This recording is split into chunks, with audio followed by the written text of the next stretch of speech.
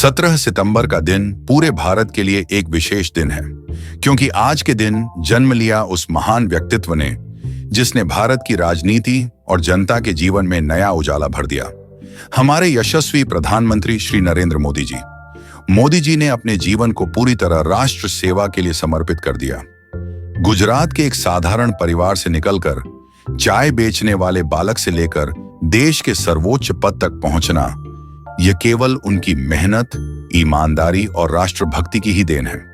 प्रधानमंत्री बनने के बाद मोदी जी ने जिस तरह से भारत की तस्वीर बदली है, वह अभूतपूर्व है। देश की सुरक्षा के मामले में उन्होंने एक पल भी समझौता नहीं किया।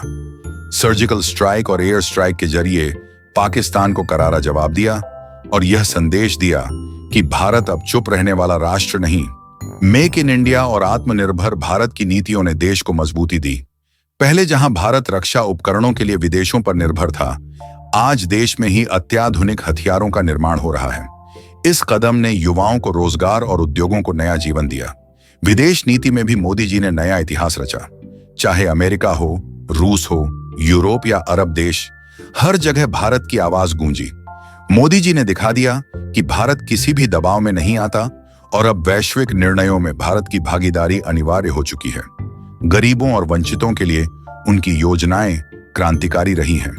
करोड़ों परिवारों को शौचालय उपलब्ध कराकर स्वच्छ भारत का सपना पूरा किया। गरीबों के घर घर तक मुफ्त राशन पहुंचाकर यह सिद्ध किया कि भूखमरी का अंत ही उनकी प्राथमिकता है।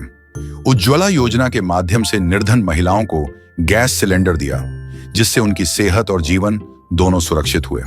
कोरोना महामारी के समय जब पूरी दुनिया संकट में थी, तब मोदी जी के नेतृत्व ने देश को संभाला।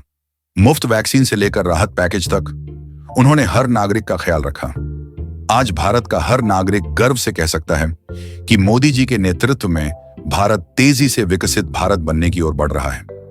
नए हाईवे, आधुनिक रेलवे, तेजस और वंदे भारत जैसी ट्रेनें, डिजिटल इंडिया, स्टार्टअप इंडिया, ये सब उस सपने का हिस्सा हैं जो मोदी जी ने देखा है और पूरा कर रहे हैं।